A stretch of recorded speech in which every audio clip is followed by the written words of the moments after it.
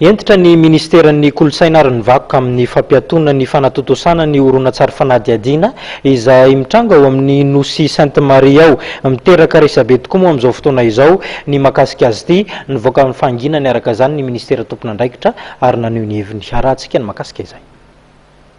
Voaterinato ny fahazondalana hanodina ilay horonan-tsary fanadihadiana hantotosain'ilay tranom-mpamokatra horonan-tsary frantsay October Film tany Sainte Marie izay natomboka ny 20 Marsa lasa teo.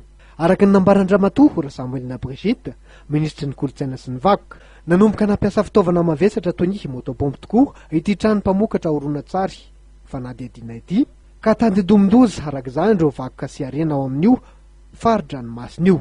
Tampotampoka tamin'ny Brazzaville, asa izay nahazo azy na io izay nisy moa izany rehefa tanjona nampiasa motopompe zareo dia nifoka tany tao amin'ny ekavitsika dia nentin'ny miakatra miaraka amina artefacte réaction immédiate nitsika stop fandroany iray formellement interdit.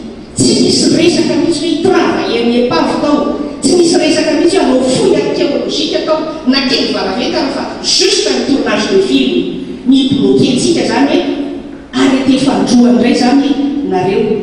Tsy nanaiky izany fanapakevim-panjakana izany anefa ny October Film ary nyroso tamin'ny fandresen-davitra hatrany amin'ny maso ivova iny anindry ny ministera pia. Zany hoe tsy fantatra hoe olona vaniny na nanaraka amin'ny fepetra ve fa zany manao plongé zany misy fepetra tsy maintsy arahana na azona autorisation sy ny sisa ve dia nijerevana ilay autorisation any tsy tena zava loatra dia nitapahana aloha suspendiavana moa zany ny autorisation hoe stop tsy mahazo manao an'io tournage na film inareo fa zone interdit du Sainte Marie io. Dia nivokatrizay dia niakatra teto Antananarivo zareo nanao tractation marobe mihitsy ary misy maso ivo vitsivitsy maromaro nanao intervention hoe fanahoana reo October Film reo miaraka amin'ny History Channel tena kanalina matanjaka be mampafantatra eka amin'izao tontolo izao nahoana moa no tsy omenareo autorisation.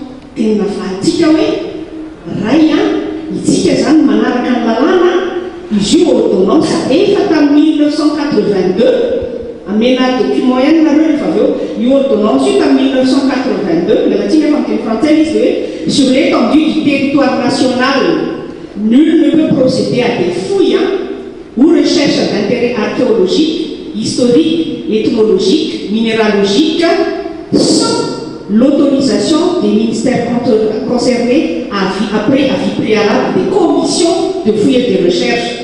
Entitra ny ministeran'ny kolotsaina sy ny vakoka raha nilaza fa misy lalàna mifeny harena sy ny vakoka an-dranomasina ary azo andraisana fepetra izay mandika izany. Izay indrindra no nahatonga azy ampianton'ny fahazondalana ho an'ny October Film izay voalaza fa nandika ny fifanarahana natao. Tantandalana sy mampiatra ny politika tsara tantana tokoa i Madagasikara, Samuel Brigitte, ka voatery niraisina ny fepetra mifandraika amin'ny fandikan-dalàna.